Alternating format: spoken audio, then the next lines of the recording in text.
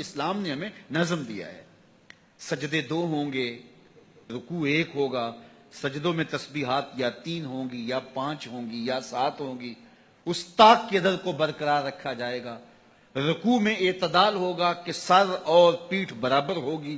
سجدے میں اتنے عضو کا یوں لگنا ضروری ہوگا. قیام میں یوں ہوگا.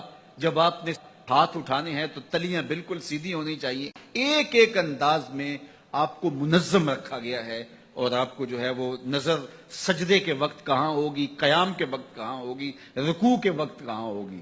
یہ نہیں ہے کہ آپ نماز بھی پڑھ رہے ہیں اور داڑھی میں ہاتھ لگا رہے ہیں اور ادھر ادھر عمل کثیر سے روکا گیا. ایک نظم دیا ہے. تو پوری زندگی جب منظم ہو جائے تو زندگی کا حسن نصیب ہو جاتا ہے. اور جب زندگی بے ہنگم ہوگی تو پھر طبیعت میں غیر مری قسم کا تقدر ہوگا. بعض کا انسان محسوس نہیں کرتا، ان چیزوں سے بہت زیادہ اثر پڑتا ہے. تو یہ چیزیں اپنی اپنی جگہوں پہ رکھی ہونی چاہیے. تو بات کہاں سے کہاں نکل گئی. تو حضور نے فرمایا کہ اول النہا والاحلام، جو بڑی عمر کے لوگ ہیں اور جو بالغ حضرات ہیں وہ میرے قریب کھڑے ہوں. اور پھر اس کے بعد صفوں کی ترتیب یہ ہے، پہلے مرد ہوں، بالغ ہوں، پھر اس کے بعد جو ہے وہ بچے ہوں، پھر خواتین کی صفیں ہوں. تو ہمیں شریعت نے یہ ساری ترتیب دی گئی ہے. صفوں کو سیدھا کرنے پہ باب تسویۃ الصفوف دیکھیں، آقا کریم کتنا زور دیتے تھے صفوں کو سیدھا کرنے کے لیے، کہ صفوں کو سیدھا کرو گے تو سیدھے رہو گے ورنہ تمہارا دل ٹیڑھے ہو جائیں گے.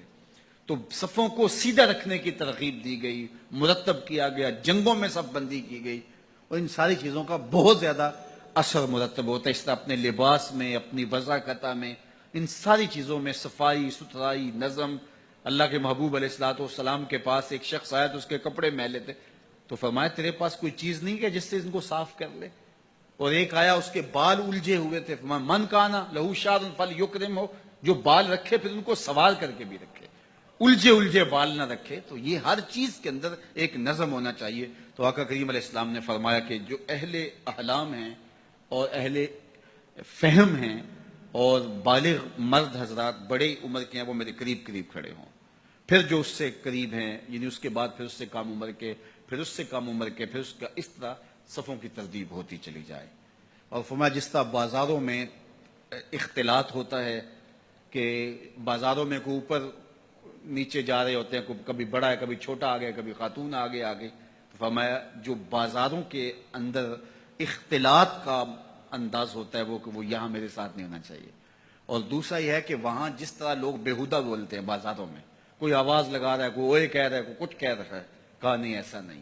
تمہارے لہجوں میں بھی ترتیب ہو، تمہارے انداز میں بھی حسن ہو. تم کھڑے ہو تو اچھے لگو، تم بیٹھے تو اچھے لگو. رکوع کرتے ہوئے کہا ایک ساتھ جاؤ. اس طرح جو امام سے پہلے سر اٹھائے تو اس کے بارے میں سخت مذمت کی کہ جو امام سے پہلے سر اٹھائے تو اس کا سر جو ہے وہ گدے کا نہ کر دیا جائے.